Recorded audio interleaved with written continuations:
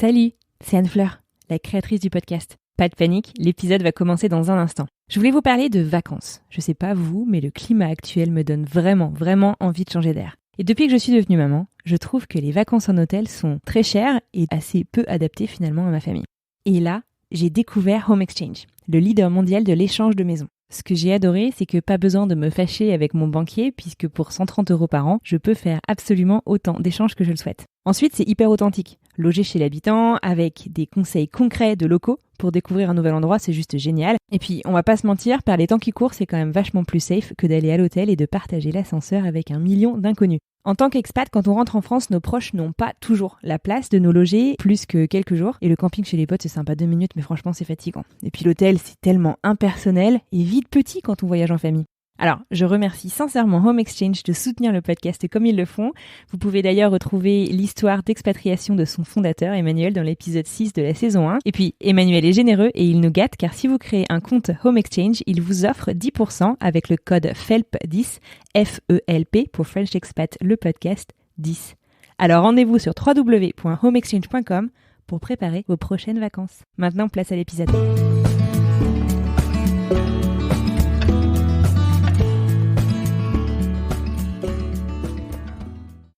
En même temps, moi, j'ai l'impression que New York, avec le recul, c'est un peu comme un village de vacances. C'est-à-dire que tu as des gens beaux, brillants, avec de la conversation incroyable, qui boivent des cocktails sur des rooftops. Mais à un moment donné, il faut rentrer. Enfin, tu vois, tu peux pas rester vivre dans un village de vacances, quoi. New York, c'est ça qui est génial, c'est que tu croises des gens hallucinants très rapidement.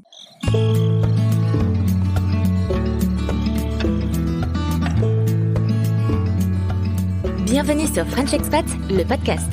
Le podcast des voyageurs expatriés francophones du bout du monde.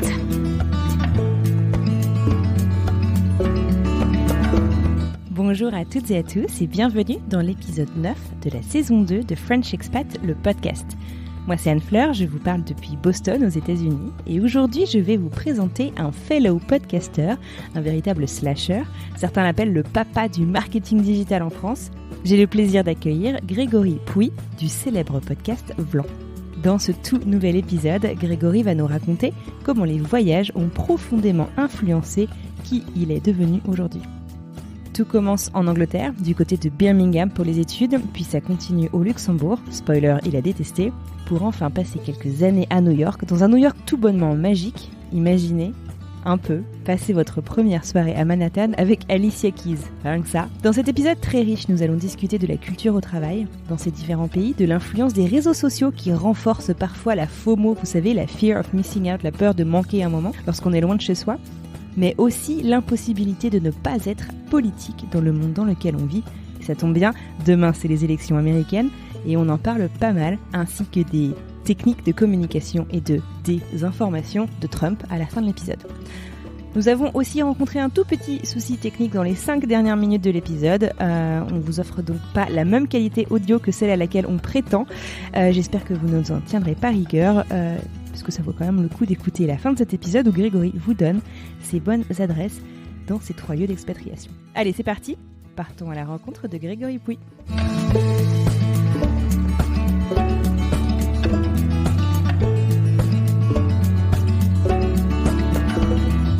Bonjour Grégory. Bonjour à toi.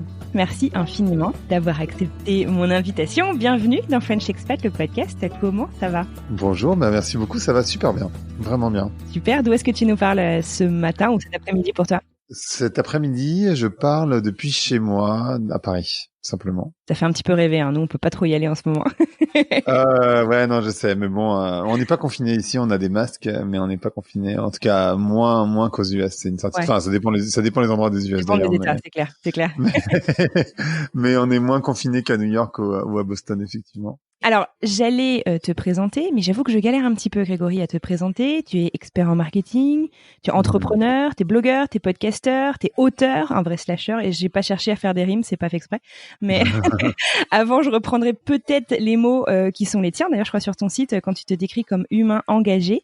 Alors, pour les auditeurs qui connaissent pas forcément ton travail, est-ce que tu pourrais, s'il te plaît, te prêter à l'exercice de te représenter rapidement, me dire qui tu es, quel âge t'as et ce que tu fais dans la vie. Alors, je sais que tu rentres pas dans une case, comme on l'a dit, mais non. Tu peux m'en dire un peu plus. Ouais, un être humain, je pense que c'est un bon début.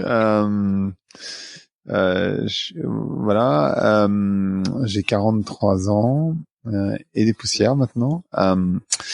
Je fais pas mal de choses différentes. J'essaie de comprendre comment la société évolue, et c'est ce que je fais à travers mon podcast qui s'appelle Vlan.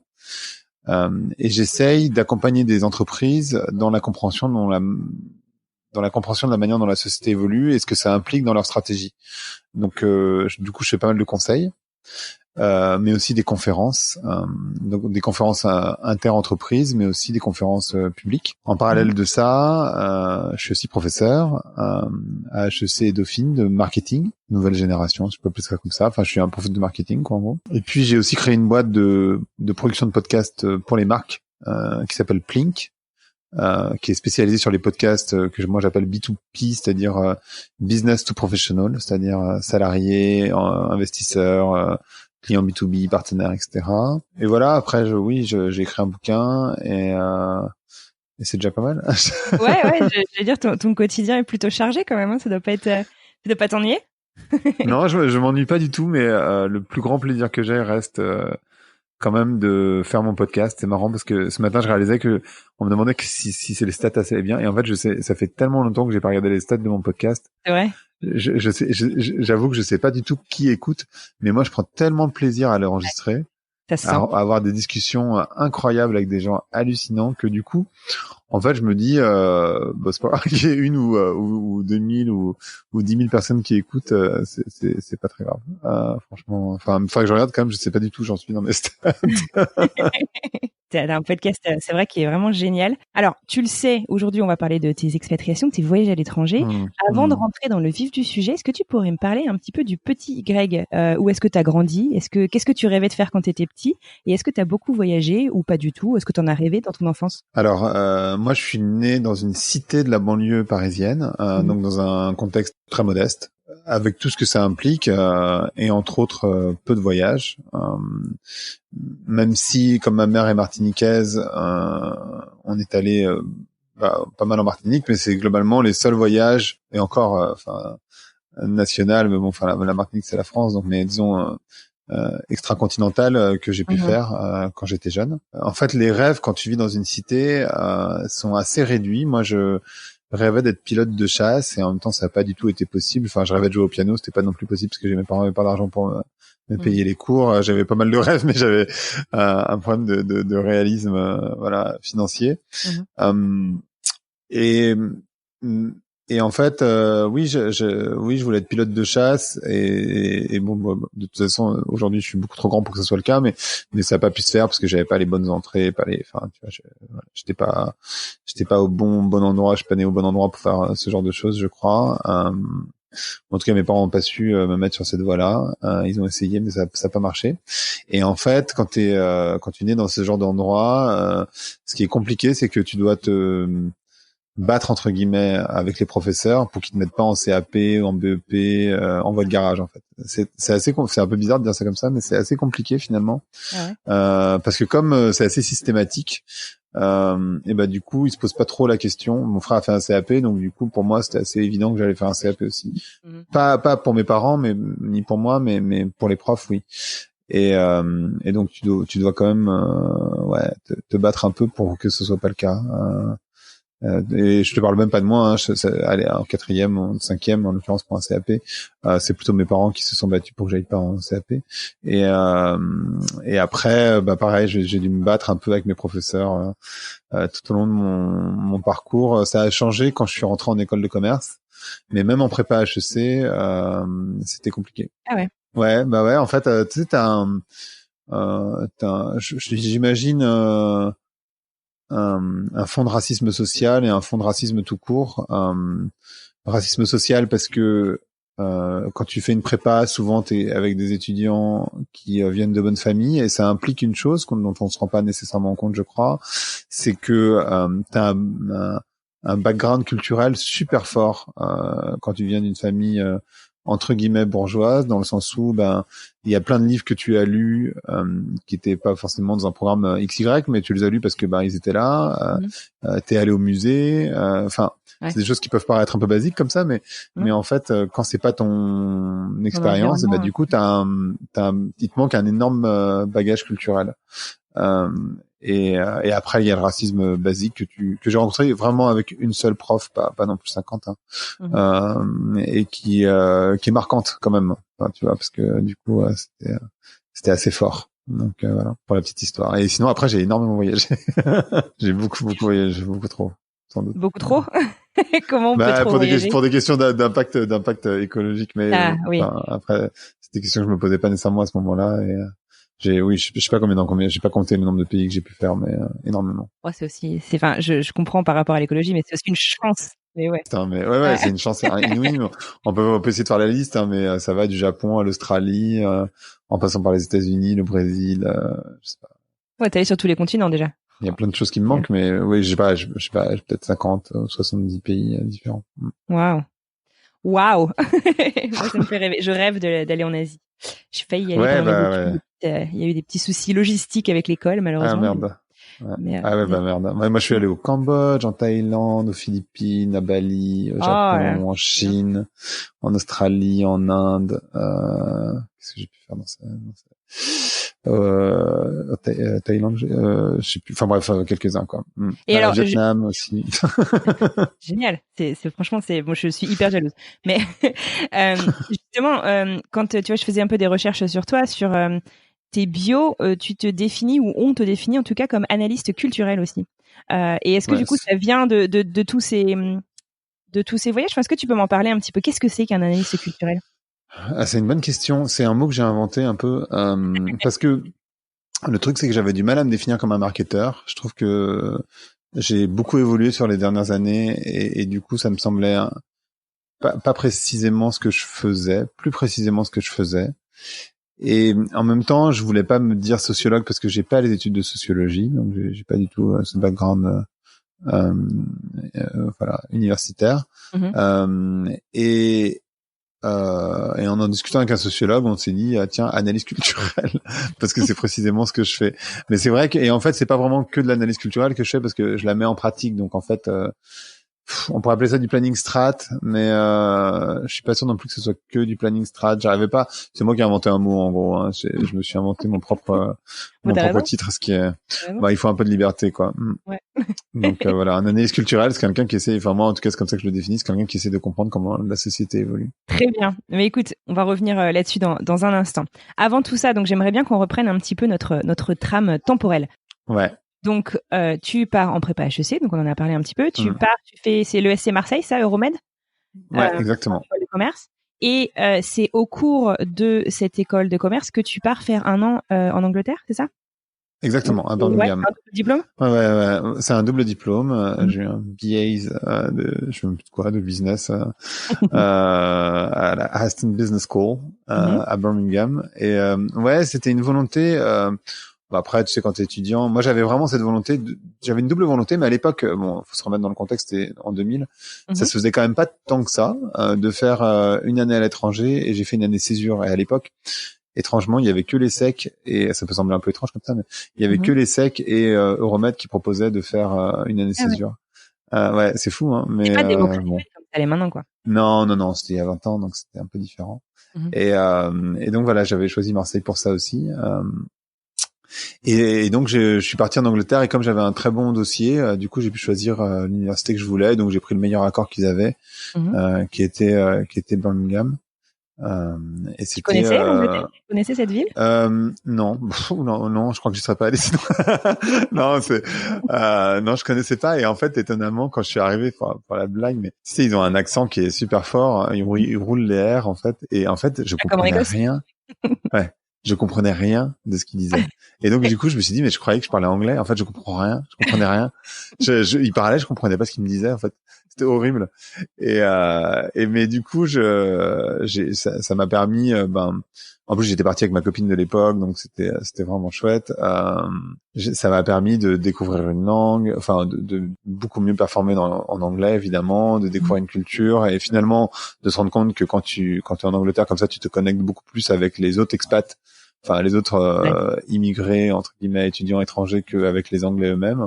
Pas forcément par volonté, parce que c'est comme ça que se passe. Ouais, parce que les Anglais c'est pas si simple en fait, tu vois, ils vont être super sympas en soirée, le lendemain ils vont pas te dire bonjour quoi, donc c'était pas si logique. Et puis en plus comme du coup mes parents avaient pas d'argent, toujours pas, du coup j'ai travaillé en parallèle, donc j'étais serveur dans un resto pendant une petite année.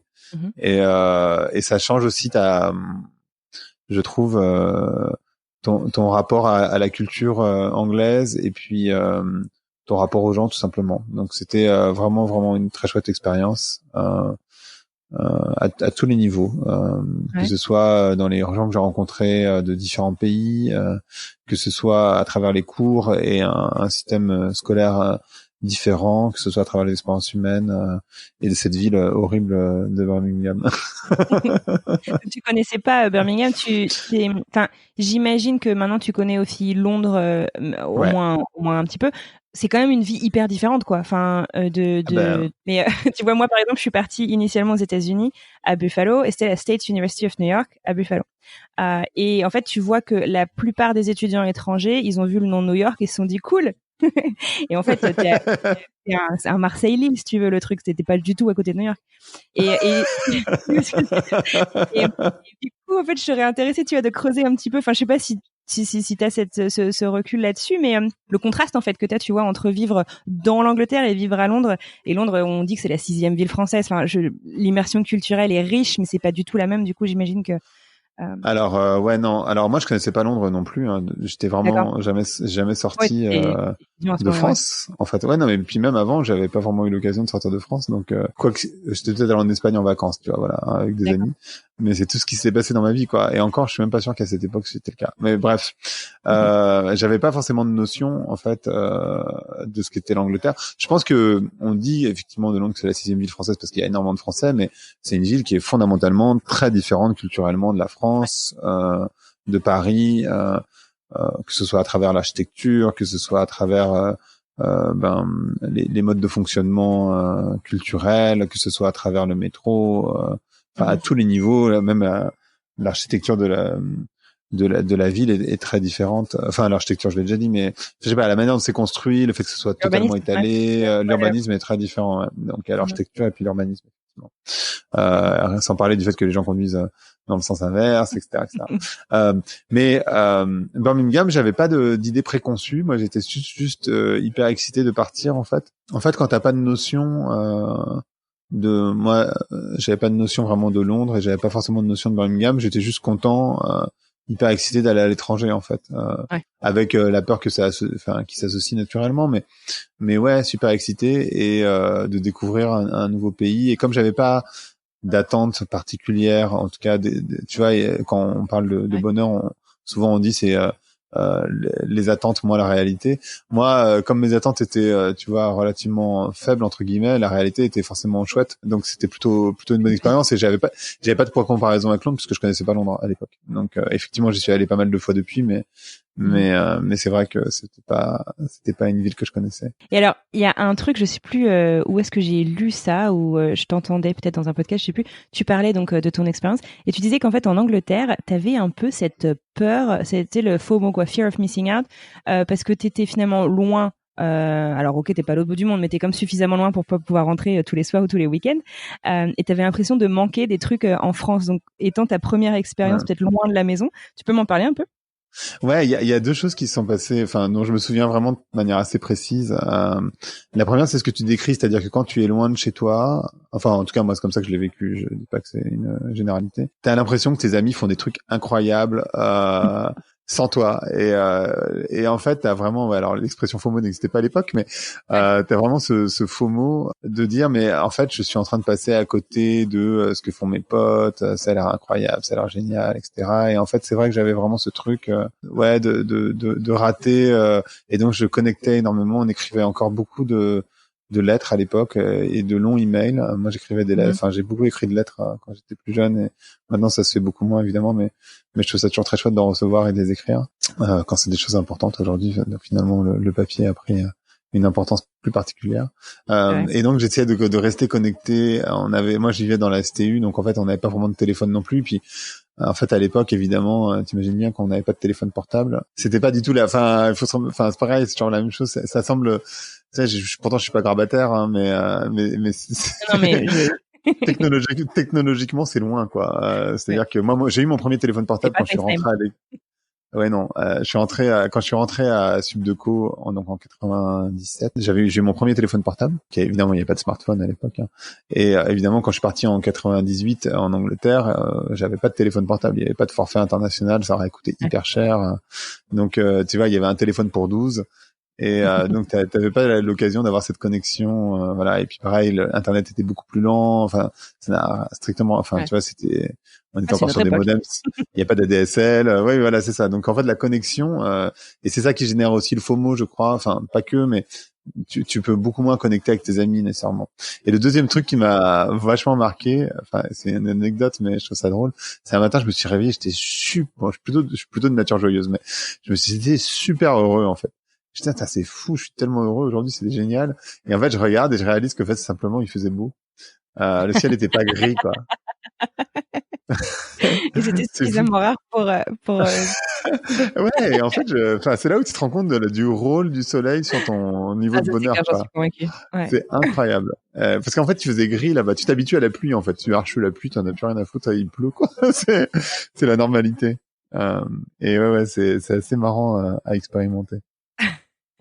C'est marrant, c'est clair. D'accord. Alors donc du coup, tu fais donc cette année là-bas en Angleterre, et puis vient la fin de ton diplôme, tu rentres en France. Comment se passe ton retour en France? Et est-ce que puisque donc on va y revenir, tu es reparti et t'as fait quand même beaucoup de choses à ton retour. Je serais curieuse en fait de voir un peu comment ce retour t'a un peu poussé dans tes retranchements et t'a fait rebondir sur la suite. Ouais, en fait, quand tu reviens, enfin en tout cas pour moi, j'étais super content de revenir. C'est une super expérience, mais j'étais très content de revenir aussi pour toutes les raisons qu'on a évoquées. Et en fait, t'es content de revenir et ça dure pas très longtemps parce que t'as carrément envie de repartir ensuite. Et ça, c'est vraiment une expérience que j'ai eue, que j'ai pas eue. On en reparlera quand je suis rentré de New York, mais en tout cas, à cet âge-là et avec cette expérience-là, j'avais juste envie de repartir et c'était génial. Et puis, tu vois, enfin, ouais, c'était une super expérience vraiment. Et j'ai eu ce goût pour l'international à ce moment-là. Ça m'a, enfin, encore une fois, ouvert à énormément de cultures différentes. Donc, tu vois, intellectuellement, c'est très très fort en réalité. En tout cas, pour moi, ça l'a été. Ouais, j'ai pas, moi, comme j'ai une nature heureuse, j'ai pas eu vraiment, tu vois, de dépression ou quoi que ce soit de ce genre-là. J'avais juste envie d'avancer en fait. Et donc, quand je suis rentré, j'ai voulu enchaîner avec cette histoire d'année césure. Donc en fait, j'ai tout de suite enchaîné avec une année césure. Je suis pas rentré à l'école et j'ai fait 2 stages de 6 mois. Et ensuite seulement, je suis allé à l'école juste pour 6 mois, parce qu'en fait, il y a un stage de 3e année, comme dans toutes les écoles, j'imagine. Enfin, je suppose que les programmes ont un peu changé, même si je suis prof, je suis pas les programmes des écoles. Ah bah d'accord. Moi, je suis prof, j'interviens ou je donne des cours, etc. Mais je suis pas responsable pédagogique. Oui, non, mais bien sûr. Non, je sais. Et donc voilà, en fait, je suis resté à Paris en réalité quand je suis rentré. J'ai fait un stage de 6 mois chez Cara à l'époque, qui est une agence d'achat d'espace publicitaire. Et ensuite, j'ai fait 6 mois dans une boîte qui n'existe plus, qui s'appelle Nous, qui est un câble opérateur, qui s'appelle Numéricable aujourd'hui. Ouais. Et voilà, et c'était une expérience incroyable. Et du coup, j'ai eu énormément de chance parce que il se trouve que je me suis fait embaucher par Nous à la sortie de l'école. Donc, j'ai pas fait de stage de 3e année. Ce qui, à l'époque, peut sembler anecdotique, mais en fait, on était en mars 2001. Et comme chacun le sait, en septembre 2001, quand les gens sont sortis de stage pour trouver un job, avec le 11 septembre, on se retrouve un petit peu comme dans la situation où les étudiants doivent se retrouver aujourd'hui, c'est-à-dire c'est un peu compliqué, quoi. Septembre 2001, pour se remettre dans le contexte, pour trouver un job, c'était un petit peu hardcore. Et moi, j'avais déjà un CDI depuis mars, donc j'ai eu vraiment beaucoup de chance à ce moment-là. Et alors, du coup, tu restes combien de temps chez Nous? Je reste à peu près 3 ans, et en fait, il y a un plan de départ volontaire, et je le prends, ce qui me permet d'avoir 1 an de salaire. Bah ouais. Et parce qu'en fait, quand on te propose, enfin, quand t'es si jeune, que moi j'avais 2 ans et demi, 3 ans d'expérience, on me propose 1 an de salaire. C'était 30 000 euros à l'époque, mais moi ça me paraissait le bout du monde. Donc, moi j'avais un prêt, enfin tu vois, évidemment j'avais un prêt pour payer mes études et tout, donc voilà. C'est une opportunité, donc je pars et en fait je trouve un job avant même de sortir de la boîte. Donc en plus j'ai enchaîné en augmentant mon salaire de manière assez significative. Donc c'était juste génial et du coup de ces 30 000 euros là, ça m'a permis d'avoir un apport pour acheter un appartement que j'ai revendu avant-hier. Tu vois, voilà. Donc 16 ans après, exactement. Donc c'était il y a 16 ans. Et donc je vais dans les produits capillaires professionnels. Une boîte qui s'appelle Goldwell. Entre-temps, je me retrouve un peu au chômage. Non, c'est après le chômage, pardon. Je me retrouve donc chez Goldwell, qui appartient à un groupe qui s'appelle KO. Et donc j'avais fait du service B2C, j'avais fait de la conquête et du client, enfin de la fidélité client. Et là, je me retrouve à faire du B2B en produit, donc avec des produits capillaires. Et alors pour ceux qui connaissent pas B2B, B2C, c'est business to consumer, c'est ça? Et sinon business to business. Donc c'est on va aller vendre à des individus, genre toi comme moi, ou on va aller vendre à une entreprise en fait. Et donc la manière, les stratégies d'approche sont différentes. C'est ça que Grégory est en train d'expliquer. ouais, exactement, pardon. Alors effectivement B2B, B2C, B2B2B, B2B2C. Mais oui, voilà. Effectivement, c'est des acronymes, pardon. Donc je me retrouve à faire du commerce avec des coiffeurs pour vendre des produits capillaires assez haut de gamme.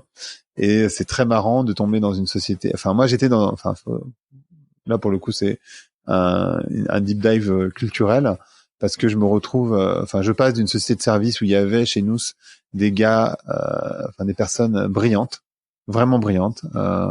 Le directeur général de Spotify, c'était un de mes collègues à l'époque. La directrice générale d'une des banques de BNP, c'était une de mes boss à l'époque. Enfin bref, c'était vraiment des gens brillants.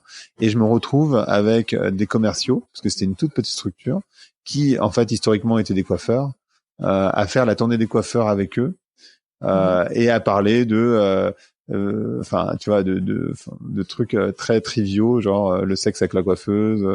Voilà, c'est des trucs vraiment changement de décor.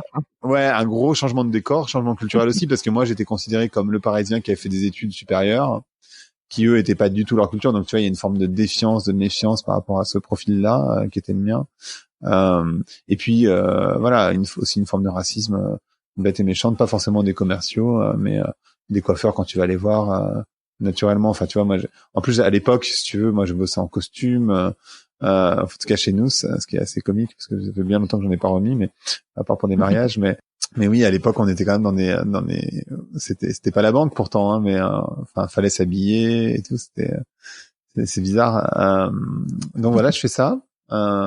Et puis Goldwell fonctionne, c'est une question XY, mais peu importe, je me retrouve au chômage. Je me fais pas licencier, mais je me retrouve au chômage quand même. La boîte fait cessation de paiement, enfin bref, pour plein de raisons XY, mais parce que je pourrais t'expliquer dans le détail, mais ça n'a pas beaucoup d'intérêt. Donc je me retrouve au chômage et là, en fait, je me retrouve vraiment hyper angoissé parce que je venais d'acheter cet appartement, donc j'ai parlé, avec quand même cette peur de pas avoir d'argent parce que c'est de là d'où je viens et donc tu vois vraiment cette angoisse hyper forte et je sais pas quoi faire. Et donc à ce moment-là, je décide d'ouvrir en fait, j'en parle avec un de mes anciens étudiants, étudiants n'importe quoi, effectivement, pote d'école, Emmanuel Vivier, qui me fait ouvrir un blog à l'époque, donc on est en 2005. Très très à l'époque, je sais pas du tout pourquoi. C'est un des premiers blogs. Ouais, enfin pas un des premiers, mais c'était vraiment au tout début de la grosse tendance des blogs, quoi, on va dire. Il y a un petit moment, les blogs ont pris vraiment en 2003, mais c'était vraiment les précurseurs en 2003. Donc 2005, c'est vraiment encore très tôt dans le blog. Et je me dis, ça va faire une sorte de CV amélioré, etc. Donc je me lance dans le blog, qui commence à très bien marcher, mais néanmoins je rentre chez Bouygues Télécom. Donc super expérience pendant 1 an, mais en fait, quand je rentre dans le blog, je rentre aussi dans le monde du digital que je connaissais, mais pas du tout. Je connaissais rien à Internet. Et qu'on n'appelait pas digital d'ailleurs à l'époque, mais par contre ça influe sur moi parce que mon blog devient très connu très rapidement, comme l'un des premiers blogs marketing, mais en même temps il n'y en avait pas 50. Donc on se rencontre, on discute, nanana, et en fait je me rends compte à quel point Bouygues Télécom est pas sur la bonne voie, c'est-à-dire qu'en fait ils sont complètement retardés sur leur manière d'envisager la société, comment ça bouge, Internet. Pas les réseaux sociaux, ça n'existait pas encore à l'époque, mais tous ces éléments-là, tu vois. Et donc là, et on arrive à ma deuxième expérience d'expatriation, je décide d'aller chez Vanksen. Donc en fait, Vanksen, c'est une agence de communication qui a été créée par Emmanuel, donc la personne qui m'avait dit de créer un blog à l'époque. Voilà, c'est pour ça que je fais le lien. Et en fait, il y avait très peu d'agences à l'époque qui étaient digital, enfin ça n'existait pas en réalité. Il y avait Vanksen qui était hyper expert, on faisait du buzz à l'époque. On avait un blog qui s'appelait Culture Buzz. Et je deviens directeur général d'une agence qui fait de l'influence. Donc on est en 2006 pardon. Donc c'est très très tôt, hein, évidemment. L'influence, c'est en fait l'influence. Enfin aujourd'hui, c'est très répandu. À l'époque, t'étais influenceur parce que t'avais un espace en ligne. En gros, il n'y avait pas de segmentation beauté, marketing, photographie. T'étais influenceur. Point. Donc je fais ça et je monte aussi le festival du film viral. Donc on lance le film viral. C'est au moment de la création de Buzzman aussi, qui est une agence de communication à Paris assez connue. Donc c'était les tout débuts du buzz, du viral, et moi j'étais dans cette vague-là, donc hyper en avance entre guillemets. J'ai eu cette chance par rapport aux tendances, et je commence à donner mes premières conférences, et nécessairement là je suis vraiment au taquet du digital. Mon blog devient le premier blog marketing en France. Je fais je commence à faire des formations, des conférences. Je suis parmi les premières personnes sur Twitter en France, sur Facebook, etc. Donc, tu vois, je me suis inscrit sur Twitter, c'était en 2007. Faut se remettre dans le contexte. 2007, c'était en fait, pour être sur Twitter, il fallait envoyer des SMS en Angleterre. Il n'y avait pas d'application, évidemment. Bah non, il n'y avait pas de smartphone. Mais maintenant, c'est sorti de l'iPhone. Bah ouais, 2007, c'est la sortie de l'iPhone, et l'iPhone, avant qu'il y ait Twitter dessus, si tu veux, il s'est passé un peu de temps. Donc, on n'imagine pas, mais c'est vrai que, voilà, à l'époque, c'était pas du tout comme aujourd'hui, évidemment. Et donc voilà, j'étais vachement en avance de phase. Et donc, je vais au Luxembourg, et c'était un peu la punition, Vanksen, quoi. Du coup. Avec Vanksen. Et ça, c'était un peu la punition, parce que franchement, le Luxembourg, mais c'est ça, je t'ai entendu en parler. Tu disais que tu rentrais tous les week-ends parce que tu supportais pas. C'était horrible, horrible. Franchement. Qu'est-ce que t'as pas aimé? Tout. C'est petit, les gens sont pas sympas, il se passe rien. Enfin, franchement, c'est pas. Je pense que c'est génial quand t'es en famille. Mais sincèrement, j'étais pas en famille. J'avais une copine qui habitait Paris. Non, ça aide pas. Mais même comme ça, il y avait rien à faire, quoi. Enfin, désolé pour les personnes du Luxembourg. Et puis pour le coup, le racisme était beaucoup plus prégnant au Luxembourg. Mais en fait, il y avait un double racisme. Il y avait le racisme envers les Français, parce qu'en fait, les Luxembourgeois, comme les salaires sont très élevés au Luxembourg, il y a beaucoup de Français qui viennent y travailler. Et ils aiment pas trop ça quand même. Et puis, il y avait le racisme lié à ma couleur de peau, de manière assez classique, que j'avais déjà vécu par ailleurs, mais qui était plus fort quand même au Luxembourg. Donc tout ça faisant, j'ai pas passé ma meilleure vie au Luxembourg, on peut pas dire. Il y a quand même 3 ans. 3 ans, 3 ans, mais parce que en fait, c'était pas le Luxembourg, c'était l'agence que je trouvais géniale, et on faisait des trucs incroyables. Professionnellement génial, mais personnellement. Ouais, c'est ça. Professionnellement incroyable, et voilà. Mais en fait, donc du coup, je décide de rentrer à Paris, et en fait, je vais dans une plus grosse agence qui à l'époque s'appelait New Run, qui maintenant s'appelle Publicis Lux, pour monter un département en 2009 sur le social media. Donc c'est le moment du lancement des pages Facebook, et je crée le département. Donc j'embauche une dizaine de personnes, et je lance le social dans une grosse agence digitale. On était 200, ce qui me permet d'apprendre à travailler de manière internationale aussi. Tu vois, je faisais la stratégie de Tag Heuer au niveau global. Parce que, enfin, tu vois, quand tu es dans une agence comme Vanksen et que tu fais du buzz, à l'époque, en tout cas, c'était on a une queue de budget, on a 15 000 euros, est-ce que vous feriez pas un film? Tu vois, c'était ça le truc. Et donc, du coup, nécessairement, ça change pas mal la donne. Et j'y reste 2 ans. Entre-temps, du coup, je voyage quand même pas mal. Je vais faire des conférences en Chine, au Vietnam et autres. Ouais, non, c'est super, vraiment incroyable. Mais je pars parce que je me dis finalement, grâce à mon blog, j'ai construit une crédibilité hyper forte entre-temps. Tu vois, ça fait maintenant à ce moment-là 8 ans que j'ai mon blog. En fait, je passe, enfin, comme il y avait très peu d'experts du digital, je passe dans tous les médias. Je suis sur le journal de 20 heures, d'envoyé spécial, dans énormément de choses. Donc une très forte visibilité sur des sujets que personne comprend à l'époque. Donc en fait, j'ai des clients qui viennent me voir en permanence. Et je me dis finalement l'agence ne me sert à rien parce qu'en fait tu vas en agence quand t'as pas de clients et tout le monde me poussait pour créer ma boîte et j'osais pas le faire. Mais en fait, à un moment donné, je me décide et donc je me suis lancé en indépendant en 2012 pour accompagner. Ouais, c'est il y a 8 ans maintenant. Et pour accompagner des boîtes dans leur stratégie. Donc ça a évolué évidemment au fur et à mesure des années, mais et je suis parti aux US, donc à New York pour une fille. Ouais. Enfin, non, la première fois, je suis parti avec ma copine de l'époque. Là, je suis parti pour elle, c'est un peu différent. Qui vivait à New York à ce moment-là. Et donc, je apply pour un visa O1 que toi tu dois connaître. C'est un visa pour ce qu'on appelle les talents, mais en fait, parce que moi j'étais indépendant, donc j'avais pas vraiment une société qui pouvait me payer un visa. J'étais pas investisseur non plus. Donc en fait, le visa O1 c'est le seul que je pouvais faire en réalité. Donc je apply, ça coûte un peu d'argent et un an après, j'arrive à New York, la fille me largue pour la blague, donc c'était pas le contexte idéal parce que tu arrives dans un pays pour une fille qui te largue quand t'arrives, donc c'est super. Ouais, c'est un peu dur.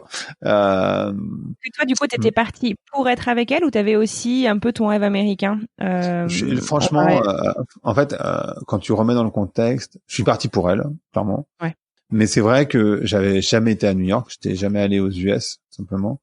Ah ouais, d'accord. Donc c'est encore une sacrée découverte, quoi. Ouais, complètement. Et en fait, fait le tour du monde, mais t'es pas allé. non, mais j'avais peut-être pas fait le tour du monde à ce moment-là. Si, pardon. Si, j'étais déjà allé une fois à New York, parce qu'il se trouve que avant ça, mon ex-copine était américaine et c'est elle qui a lancé Uber en France, entre autres. Et j'avais été la voir. J'avais été passer 4 jours à New York. Donc j'avais déjà été 4 jours à New York. Je dis des bêtises. Peut-être en 2010. Et donc je vais la retrouver. Et en fait, si tu veux, moi quand j'étais petit, je rêvais même pas de voir New York. Donc de vivre là-bas, c'était un rêve hallucinant, complètement fou en fait. Et j'étais à la fois triste comme les pierres, pour être tout à fait sincère, vraiment très triste, et en même temps excité comme une puce d'être à New York. Tu vois, il y a vraiment ce double truc.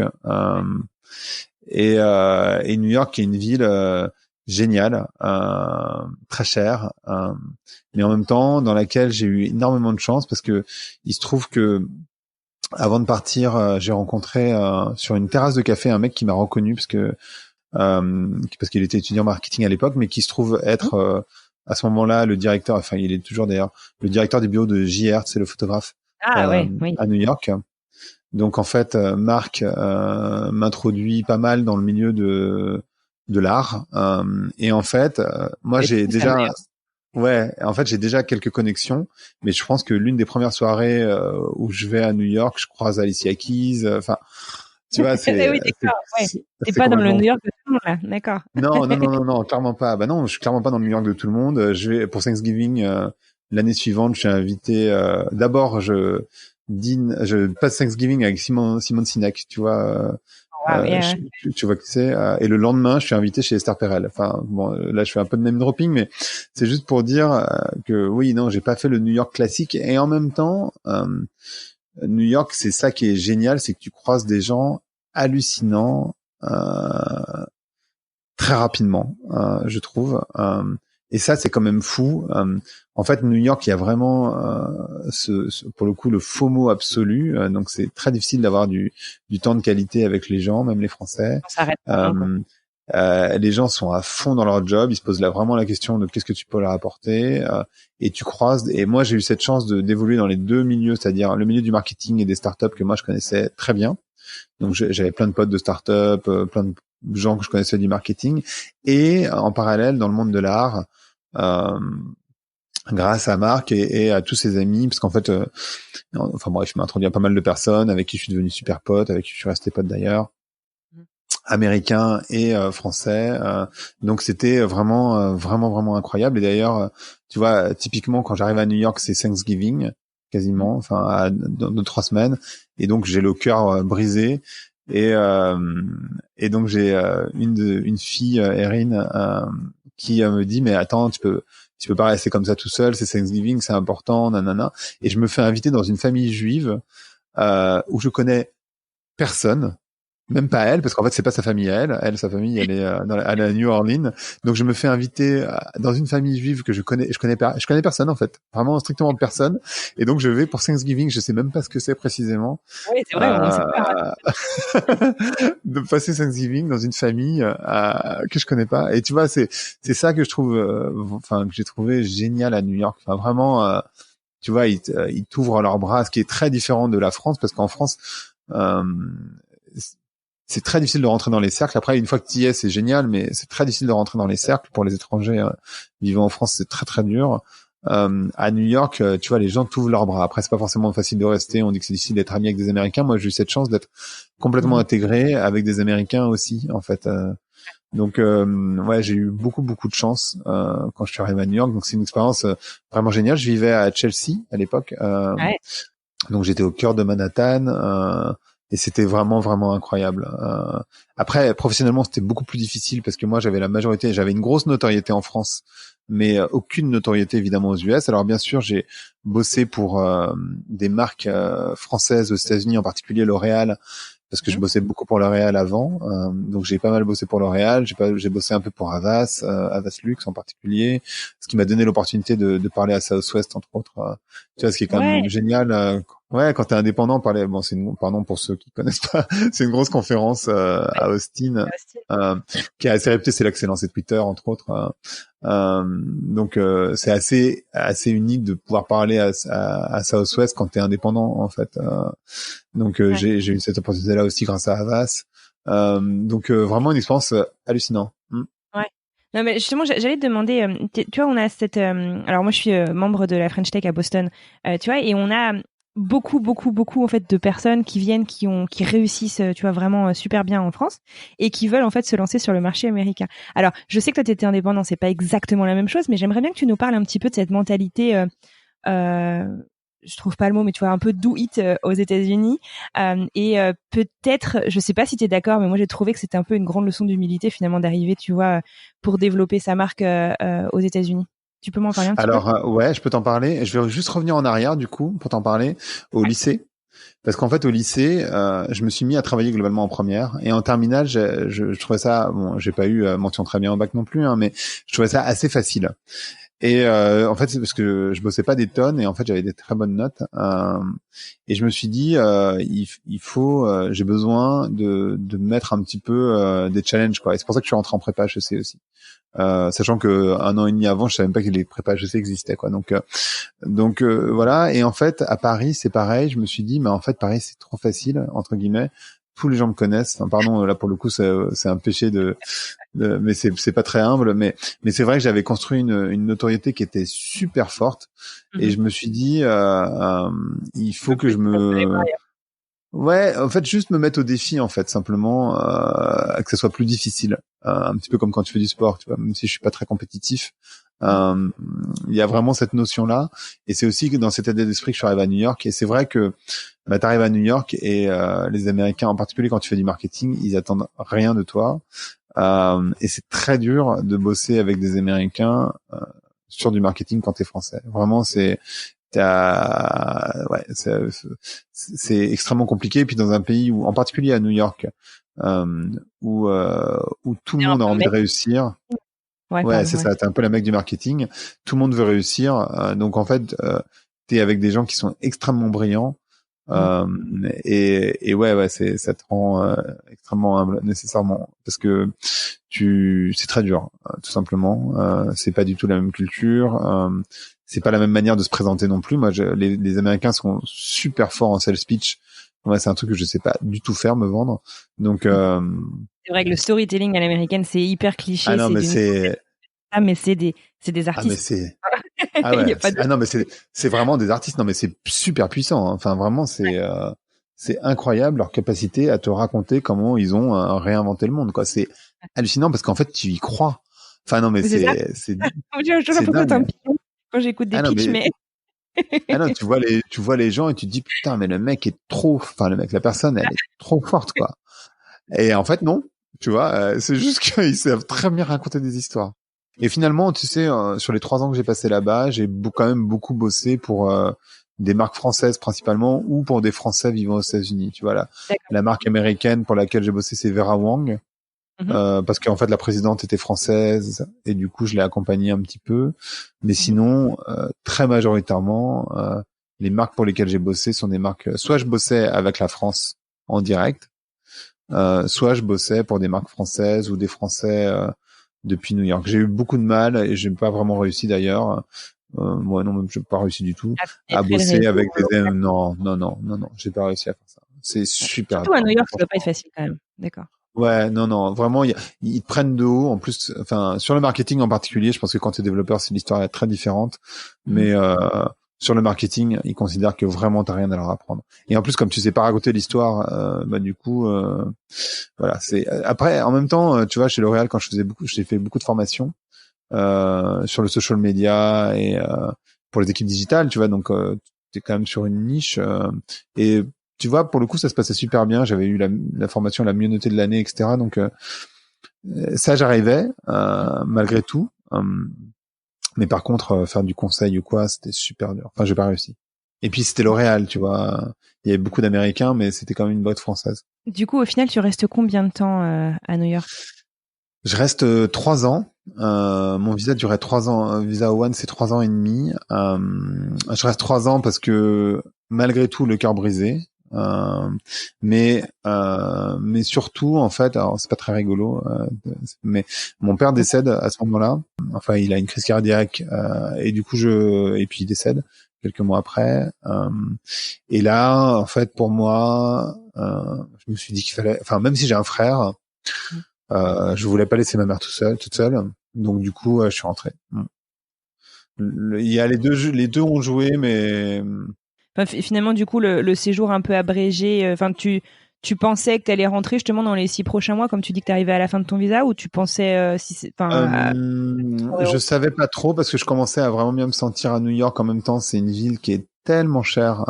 Je pense que ceux qui n'ont pas vécu là-bas n'arrivent ou aux États-Unis, mais t'arrives pas à te rendre compte à quel point c'est cher, tellement c'est incomparable avec la France. Et donc du coup, il y avait ça. Vraiment, mon histoire d'amour là qui continuait en filigrane derrière m'avait fait pas mal de mal. Et oui, je pense que je me posais la question, je crois, plus ou moins, je me sentais bien, j'avais quand même enfin tu vois, j'étais quand même super bien connecté à New York, donc c'était quand même une ville géniale. En même temps, moi j'ai l'impression que New York, enfin avec le recul, c'est un peu comme un village de vacances, c'est-à-dire que tu as des gens beaux, brillants, avec de la conversation incroyable, qui boivent des cocktails sur des rooftops. Mais à un moment donné, il faut rentrer. Enfin, tu vois, tu peux pas rester vivre dans un village de vacances, quoi. En fait, c'est pas très sain de rester là. Je pense que c'est génial quand t'es plus jeune, quand t'as des conditions de vie, ou alors quand t'es banquier et que tu gagnes énormément d'argent. Mais c'était pas mon cas. Donc, quand t'es très jeune et que tu vis à Bushwick ou un peu plus loin, et enfin, tu vois, tu t'en fous des conditions dans lesquelles tu vis. Et moi, j'avais quand même 30. Je sais pas quel âge j'avais, 37 ans, enfin 37 entre 37 et 40, quoi, en gros. Et j'étais un peu trop vieux pour avoir cette vie-là. Et oui, enfin, c'est clair que le décès de mon père, c'est l'élément déclencheur. ouais, vraiment.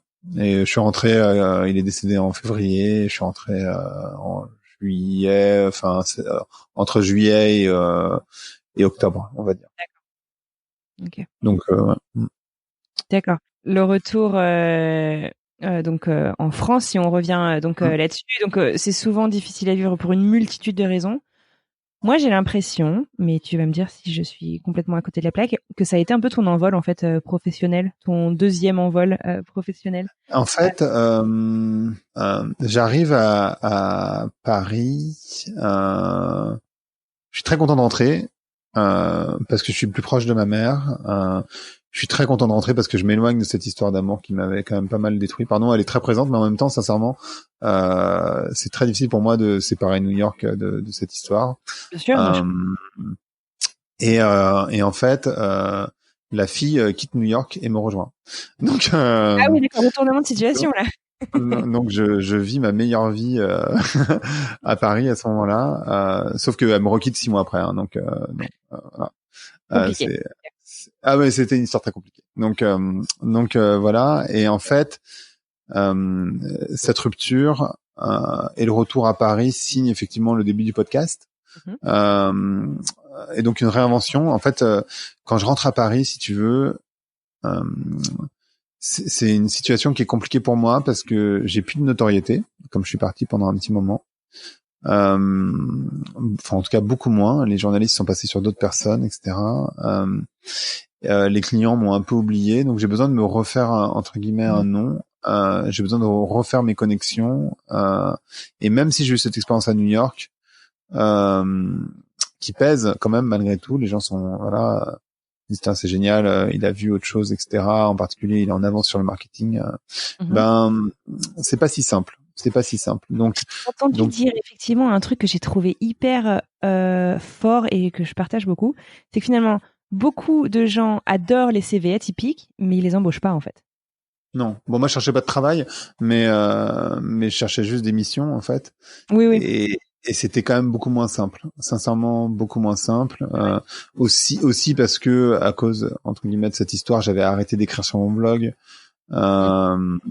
Donc, tu vois, j'étais faible émotionnellement entre le décès de mon père et cette histoire. J'étais pas au taquet émotionnel, c'est certain.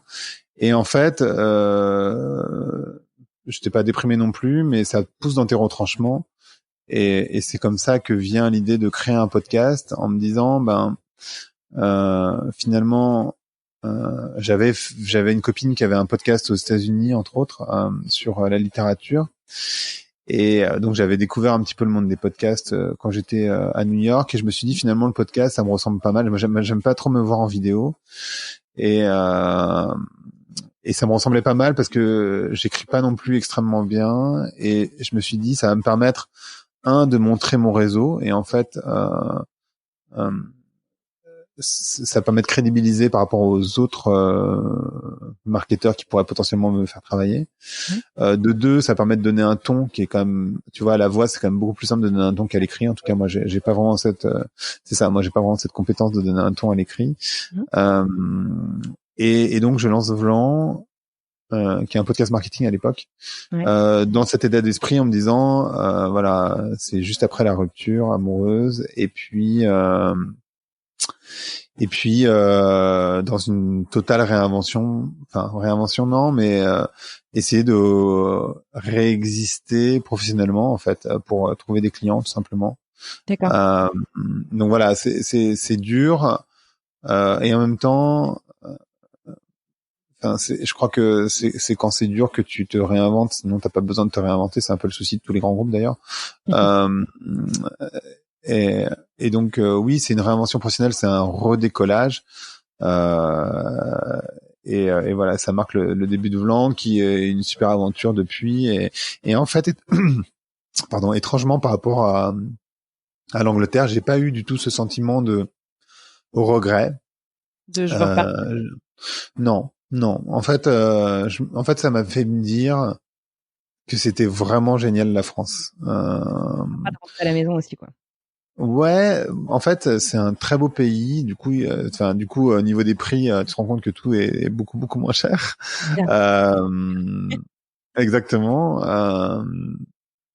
Donc en fait, c'est un peu la fête à ce niveau-là. Et puis, tu vois, en fait, comme à New York, quand tu dis à New York, tu te rends compte que tu peux voyager. Enfin, tu fais facilement 2, 3 heures, 4 heures de voiture pour aller quelque part. Tu vois, ou tu prends un avion pour aller à Miami ou je ne sais où.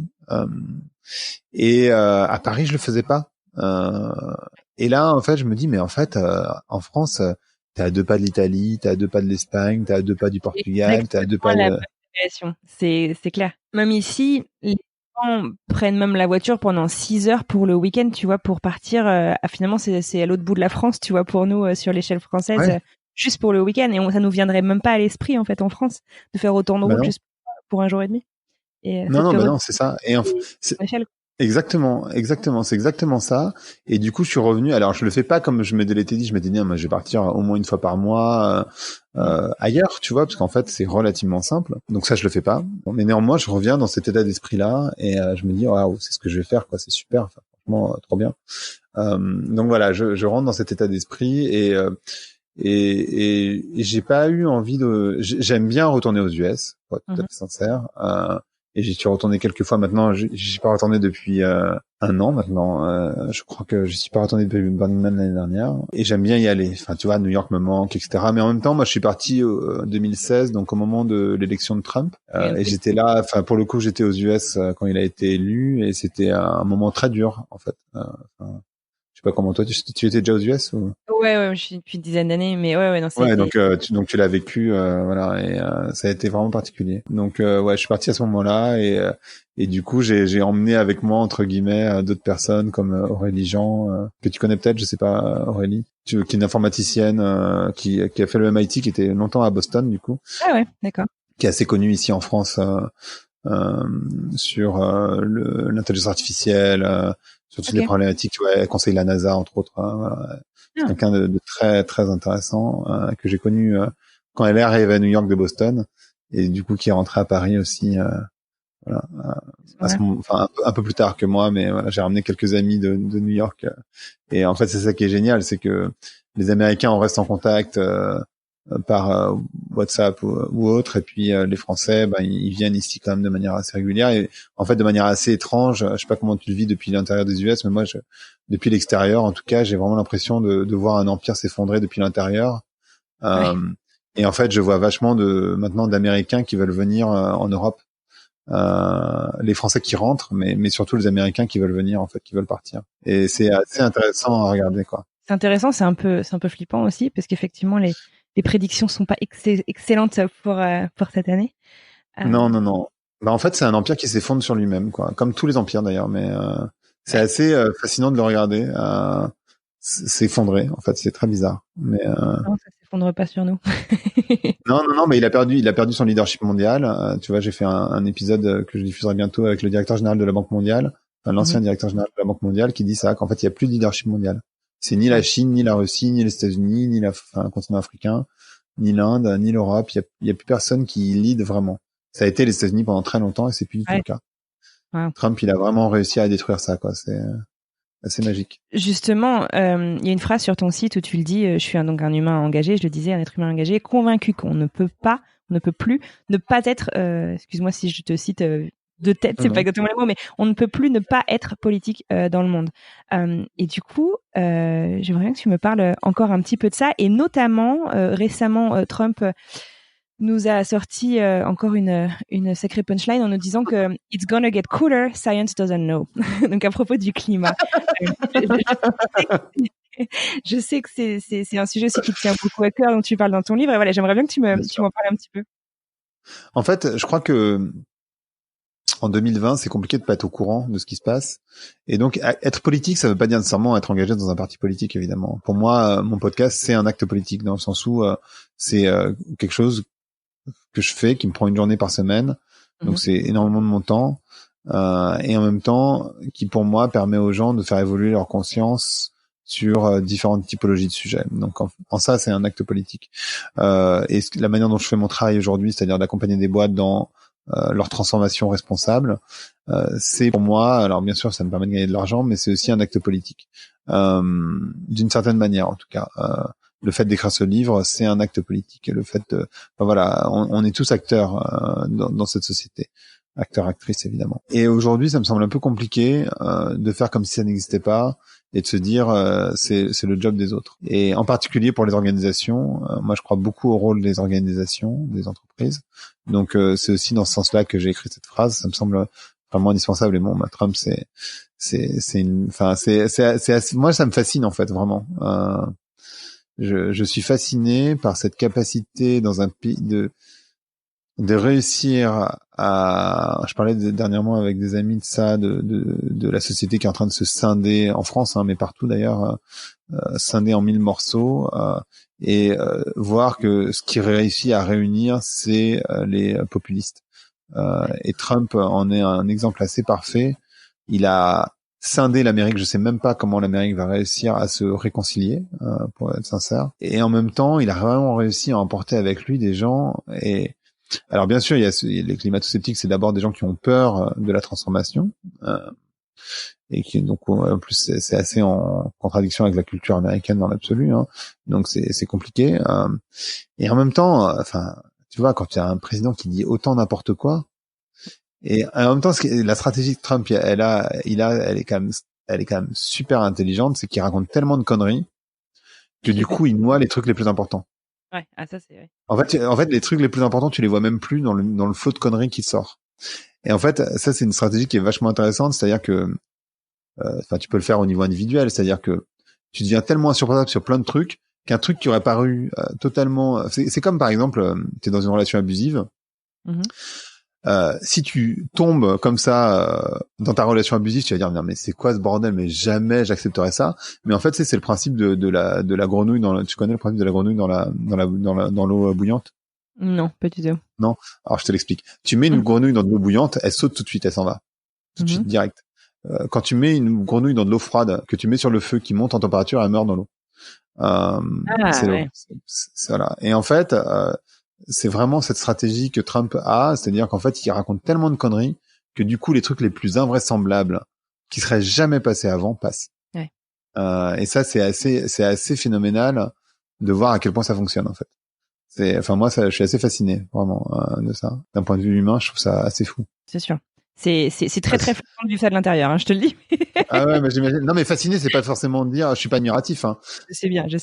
Pas fasciné de manière positive. Je suis fasciné parce que je trouve que comme tu peux être fasciné, non, un tremblement de terre, quoi. Non, mais t'inquiète pas. Je voudrais qu'on parle un petit peu de ton livre aussi, du coup, qui est un peu dans la continuité donc de ton blog qui a évolué en podcast et qui débouche un peu sur, enfin, corrige-moi si je me trompe, hein, sur ce livre. Tu dis notamment que tu veux transmettre ta vision de l'évolution du monde pour envisager l'avenir autrement. Et je serais un peu curieuse de savoir si tu penses que ces expériences, donc en Angleterre, au Luxembourg peut-être de manière un peu plus limitée, et aux États-Unis, t'ont permis d'avoir peut-être un recul différent sur les sujets dont tu nous parles? Bah, nécessairement. En fait, je pense que un humain, il se construit à travers ses expériences, et par essence, l'ouverture te donne une compréhension différente du monde. Enfin, je veux dire, naturellement, c'est impossible que ce soit pas le cas, en fait. Donc en fait, question pourrie, Anne-Fleur. non, c'est pas ça. Mais par contre, ce que j'ai pas essayé de faire, donc je serais pas capable de le faire là au micro, c'est d'essayer de décortiquer pour savoir qu'est-ce qui m'a, comment je peux, tu vois, les de manière éléments plus granulaire, exactement, de manière plus précise, je saurais pas dire. C'est des rencontres, c'est une baignade culturelle évidemment, et bien sûr que ça joue dans ma compréhension, dans la manière dont la société évolue. Je sais pas si j'ai envie de partager ma manière dont le monde évolue, mais c'est simplement, je trouve que aujourd'hui on est dans des mondes très hystérisés. Je fais pas référence au féminin évidemment quand je dis hystérisé, mais même si la racine du mot, mais hystérisé dans le sens où on est sur vraiment des débats binaires où chacun y va de son point de vue et avec des points de vue qui sont effectivement généralement pas très modérés en fait. Donc et puis les réseaux sociaux participent à ça parce qu'en fait évidemment les propos les moins modérés obtiennent le plus d'engagement, donc c'est ceux que tu vois le plus. Donc tu as l'impression que vraiment la société est très binaire de faut tous devenir paysans ou je suis d'accord avec Elon Musk, faut mettre des puces dans les cerveaux et on va tous s'en sortir grâce à la technologie, quoi. Tu vois, c'est un peu ça. Et en fait, moi, ce discours binaire, je le trouve débilisant, limitant. Je pense que la majorité des gens ne sont pas dedans. Et en fait, on leur parle pas, ni dans les médias, enfin, à aucun endroit. Donc, en fait, c'est un peu le pari de Vlan quelque part, mais aussi le pari du livre, c'est-à-dire d'apporter une vision un peu nuancée, enfin même carrément nuancée, sur l'écologie et la manière dont on va s'en sortir. Et pour dire, c'est pas si catastrophique que ça. Bien sûr que il y a un effondrement qui est en train de se dérouler, mais cet effondrement c'est plutôt une bonne nouvelle. Donc c'est un bouquin qui est fondamentalement positif, et pour moi ça c'est important de rester dans des discours utopiques dans le sens où à contrario de dystopique évidemment, donc qui donne envie en fait, parce que c'est vrai que quand on pense au futur et quand tu vois l'œuvre cinématographique majoritaire, quand tu regardes le futur, c'est hyper dystopique. C'est pas forcément que Blade Runner, mais tu vois, t'as énormément de films et en fait, c'est vraiment dystopique. Donc ça donne pas envie, personne n'a envie de se projeter dans un monde dystopique. Donc en fait, par défaut, ça te donne envie de rester là où t'es. Tu te dis mais en fait là, le monde dans lequel on est, c'est quand même mieux. J'ai pas envie d'aller vers ça, quoi. Et alors ça pourrait te faire peur, mais moi je trouve que la peur, ça marche pas très bien. En fait, ça marche sur certaines personnes. Mais ça met pas beaucoup en action. La peur, souvent, ça fait un peu l'effet de tu vois, Paralysie. Ouais, de la paralysie, le lapin devant les phares, quoi. C'est vraiment ça. Ouais. En fait, tu sais, quand j'ai passé le permis moto, on apprend un truc que je trouve assez vrai et très fort, c'est que quand tu sais, en fait, quand tu passes le permis moto, en France, en tout cas, pas aux États-Unis, mais il y a une des épreuves, c'est un évitement d'obstacles. Donc, en fait, tu avances à 50 km/h face à un plot, enfin entre des plots, et tu dois éviter le plot devant toi, mais aussi celui qui est sur ta gauche. D'accord. Et en fait, naturellement, ce que tu fais quand tu le fais les premières fois et même à la fin, c'est que tu regardes les plots. Et quand tu regardes les plots, tu te les prends à chaque fois. Il n'y a aucune opportunité pour que tu ne prennes pas le plot quand tu essaies d'éviter. Et en fait, la seule manière d'éviter les plots, c'est de regarder la voie de sortie. Donc en fait, quand tu regardes un obstacle, et tu regarderas, ça peut marcher, là ça marche en moto, mais ça marche pour tout en fait. Quand tu regardes un obstacle, tu te le prends. En fait, alors c'est pas quand tu marches parce que tu vas trop lentement pour te le prendre évidemment. Là, ça s'appelle faire attention. Mais si t'es en voiture, si t'es C'est un peu de momentum. ouais, en surf ou j'en sais rien, en surf des neiges, en ski, enfin peu importe ce que tu fais, ou tu vas plus vite qu'à la marche à pied, on va dire. En fait, si tu regardes l'obstacle, tu vas te le prendre, et la seule manière de l'éviter, c'est de regarder la voie de sortie. Et en fait, moi, tous ces films dystopiques, tous ces trucs qui font peur, je trouve qu'on regarde beaucoup l'obstacle, et que du coup, ça implique qu'on va se le prendre, parce que ça génère une forme de paralysie. C'est une super analogie, ça. Écoute, je te remercie. Donc, Avec grand plaisir. Donc ton livre est donc en fait un grand synonyme d'espoir. Moi, je l'ai commandé, mais étant aux États-Unis, ça va mettre un petit peu de temps à arriver. Donc, ouais, j'imagine. Ouais, j'espère qu'il est positif. Il est positif, réaliste. J'avais une question pour terminer. Est-ce que tu as une idée de ce que tu serais aujourd'hui, ou où tu serais, ou ce que tu ferais dans la vie? À quoi ressemblerait ton quotidien si tu n'étais jamais parti à l'étranger? C'est une très bonne question que je ne me suis jamais posée.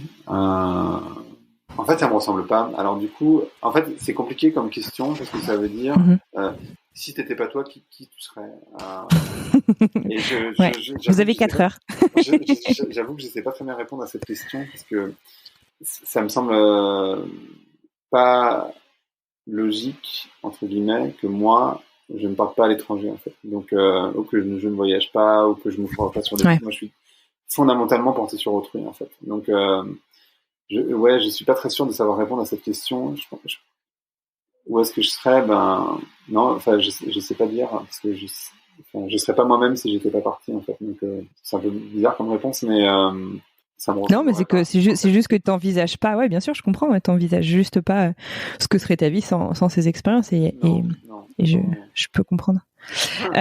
Notre tradition de fin d'épisode, Grégory, on a en fait un compte Mapster sur lequel on recense en fait les villes d'expatriation de nos invités, et on essaye en fait de vivre, de retrouver des expériences propres à ces villes qui sont pas forcément des attractions touristiques. Mais donc, si pour toi j'avais 3 choses à voir, alors que ce soit au Luxembourg, je sais pas, Birmingham ou à New York, 3 choses à voir ou à vivre ou à goûter ou à sentir, ou enfin tu vois, 3 choses qui pour toi sont New York ou Birmingham ou Luxembourg.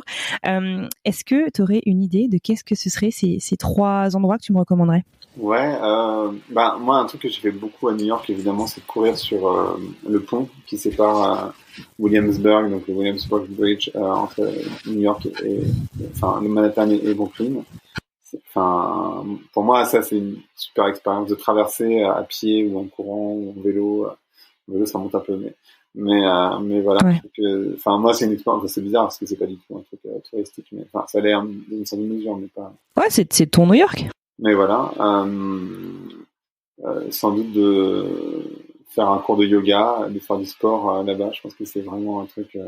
Déjà, ils sont en avance de phase sur la France, et puis. Ouais. De faire un cours de yoga à New York, c'est quand même très très cool. Et puis d'aller à un musée, enfin tu vois, que ce soit, enfin moi j'allais pas mal au musée, lié aussi, ou alors d'aller même carrément dans des ateliers d'artistes. Bon, il y en a de moins en moins parce que ça coûte trop cher New York, mais entre autres, alors du coup, je vais pas me souvenir du nom. Il y a un centre d'art à Brooklyn qui existe et qui s'appelle. C'est pas Bushwick où il y a tous les. Non, c'est pas Bushwick, non, c'est en dessous. Pioneer Works, comme pionnier Works. Pioneer Works qui est à Brooklyn et qui est, ouais, c'est vraiment une expérience donc voilà, c'est un truc un peu moins connu. Et puis sans doute de manger un burger, enfin voilà, c'est manger la viande en tout cas. Pas forcément partout, mais il y a, je sais pas si ça a continué à se développer, mais sur la 14e et il y a ce camion qui vend des sandwichs qui est hyper connu, je sais pas comment ça s'appelle, mais c'est super bon. Voilà, je connais pas. Oui, ben, faut vraiment vivre à New York pour savoir de quoi je parle. Et voilà, dans un jardin, dans un petit parc.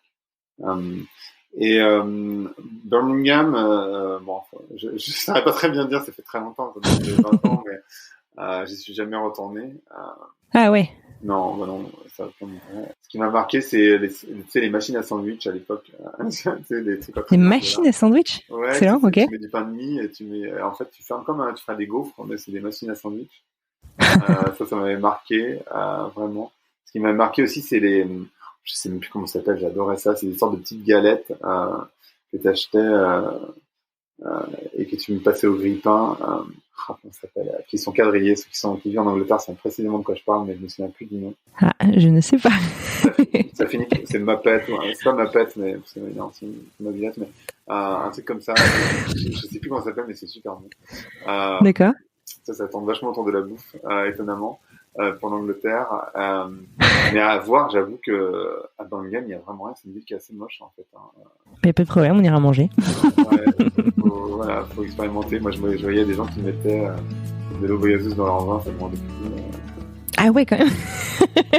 Et Luxembourg, j'ai encore moins d'idées, pour être tout à fait sincère, parce qu'une fois que tu as fait le centre, qui est minuscule, il y a quand même pas grand-chose à voir, quoi. Donc, j'ai même pas de spécialité culinaire, j'ai rien. En fait, je retiens rien de Luxembourg.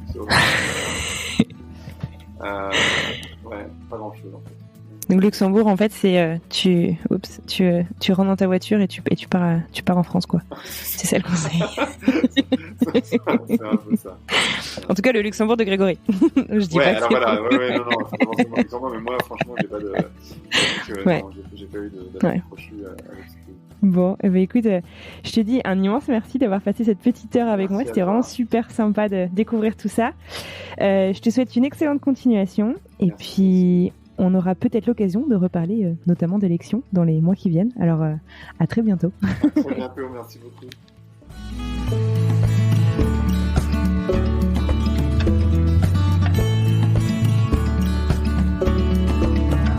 Et voilà, c'est la fin de ce tout nouvel épisode. Merci infiniment à vous d'avoir écouté cet épisode jusqu'au bout. J'espère qu'il vous a plu. Un grand merci à Grégory Pouy d'avoir passé ce moment avec moi. Si vous souhaitez prolonger la conversation autour des différents thèmes qu'on a abordés dans cet épisode du podcast, rendez-vous sur les réseaux sociaux, notamment Facebook, LinkedIn et Instagram. Retrouvez la vignette de l'épisode et venez en discuter avec la communauté. D'ailleurs, abonnez-vous sur les différentes plateformes de réseaux sociaux. Ça vous permettra d'être toujours au courant des prochains épisodes. Si vous souhaitez soutenir le podcast, vous le savez, je vous le dis toutes les semaines, c'est impossible à ignorer. N'hésitez pas à vous rendre sur la plateforme d'écoute que vous utilisez maintenant pour nous écouter. Laissez 5 étoiles, abonnez-vous et puis le must du must, c'est laisser un petit commentaire, ça aide vraiment le podcast. Sur ce, je crois que c'est l'heure pour moi de vous souhaiter une excellente fin de journée, une belle semaine. Je vous dis à lundi prochain. Prenez soin de vous.